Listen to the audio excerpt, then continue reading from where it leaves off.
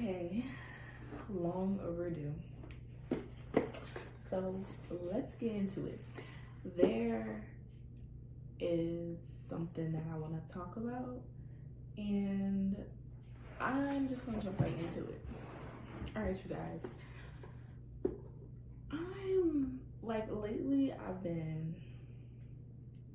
Lately I've been seeing a lot of videos and posts about how yoga is demonic, and there's like Christians on shows saying that we're like practicing religion like with belief of another god, and they serve a jealous god, so that's like against the rules. And it had me think about something that I've wanted to talk about before, but pretty much I find it very interesting that, and I do this,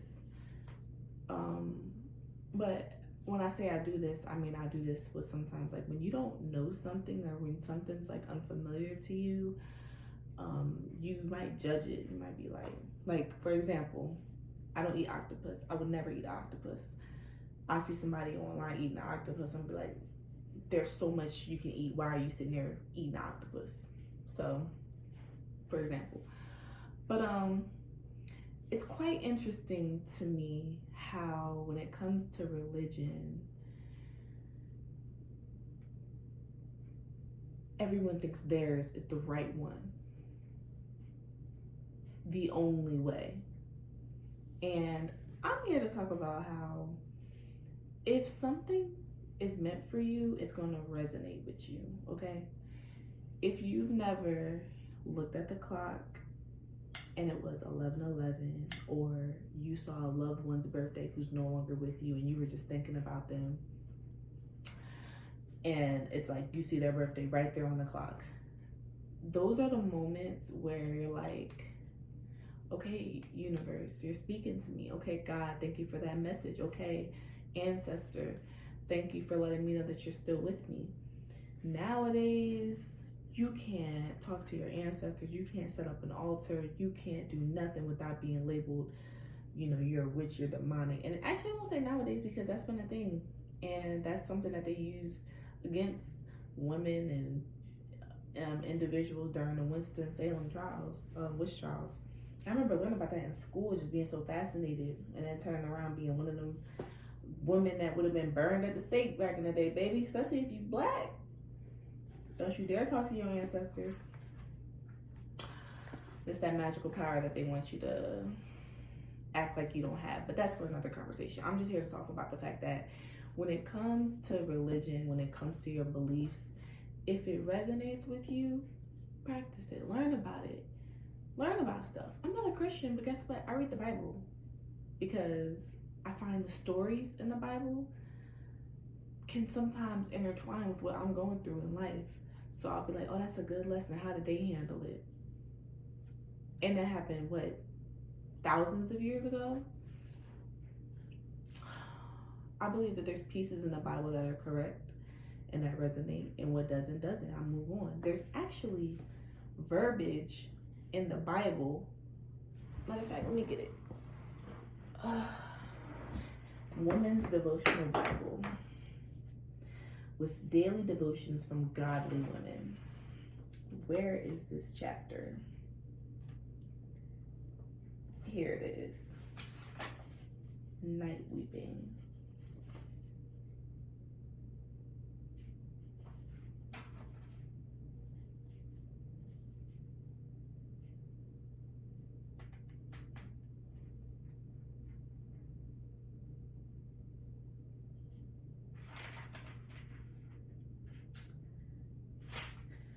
Thou shalt not lay with another man's slave child. And I'm just like, why would a God that I serve be okay with slavery? Now, don't get me wrong. I know slavery has been happening for thousands of years. And I understand that there has been times where God has intervened. There has been times when he has not intervened. But I'm not comfortable with a book telling me that a man who lays with another man's slave, that's a sin, but not having a slave isn't a sin. Nowhere in that chapter did it say anything about having a slave being a sin. That right there told me everything I needed to know. Take with that what you may. I digress. Anyway, I love to learn, and I've learned to be more open-minded when it comes to other people and what they believe in. And when I say I've learned to be more open-minded, I used to at one point be like, I'm not touching the Bible, like, you know what I'm saying, it was written by people who had an agenda at that time. Those stories aren't even like real, but it's just like sometimes people go through things, like, and then like that's what led them to God, and that's what led them. I believe in God first and foremost. I believe in our Heavenly Father. I understand that the universe is bigger than me. I believe in the stars and the moons. I believe in my angels. I believe in my ancestors. I believe in conjuring everything that I can to help me, okay? These elements are here for no reason, okay? These herbs are here to help us. The sun and the moon is here to heal us. Everything was divinely created, so there's no way I'm gonna sit up here and act like a certain like alchemy isn't real. So I say all that to say that it's really frustrating being in a world where as soon as you start talking about the universe and the sun, it's like, but God? And like, I never said I didn't believe in God. I never said that. Hold on. Hold your horses.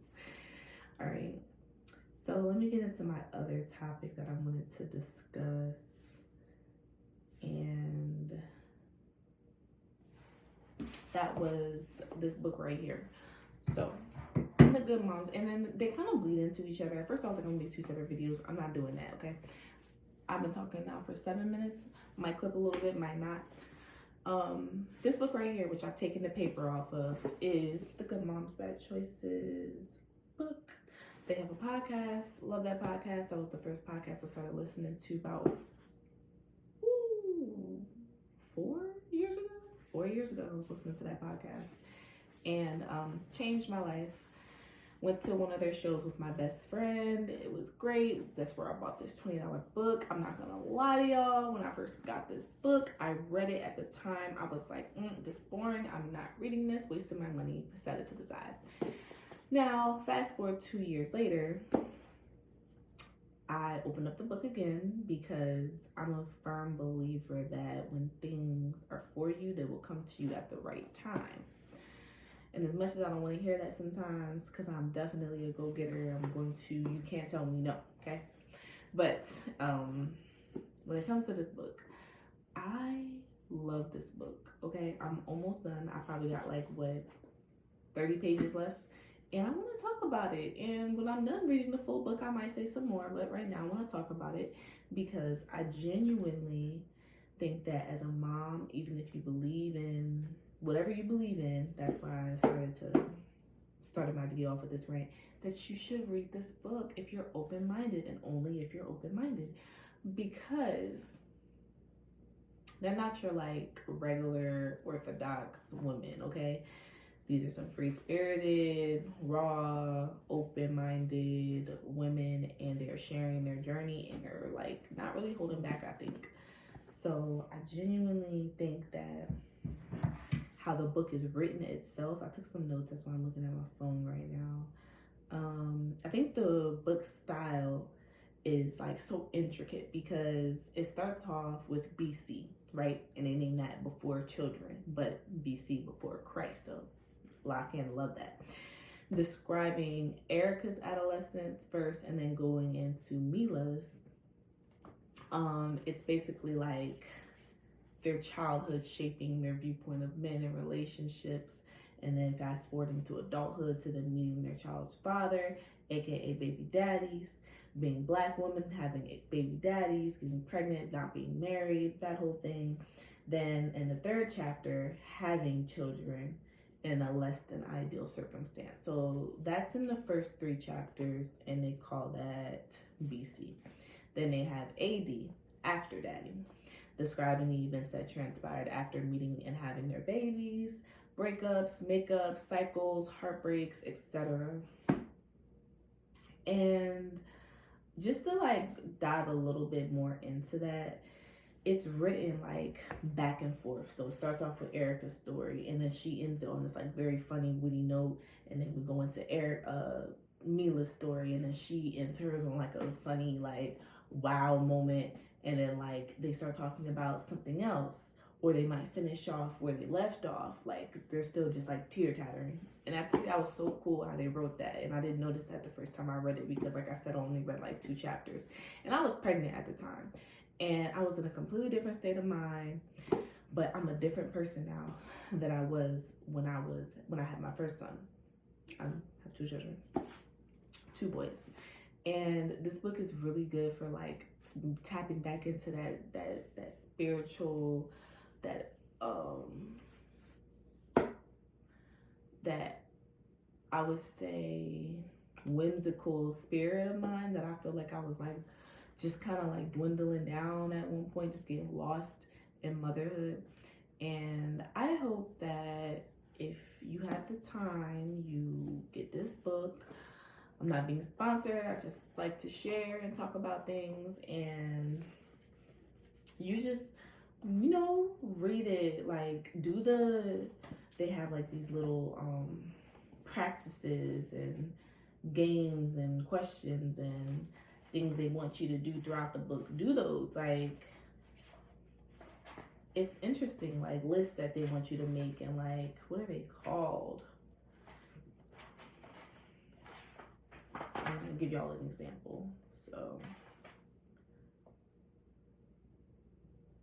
like, make manifestations if you believe in that. It's true, it's real. You can really manifest, I think, almost anything you want, except world peace, because that's not up to you and me. So, yeah, you guys, I'm just having a really interesting time with growing into being a mom of 2, getting back into my business, and finding out my passions, because what I used to like, I'm not really sure if I'm interested in that anymore. I'm interested in some other stuff. And I'm also trying to find a way to not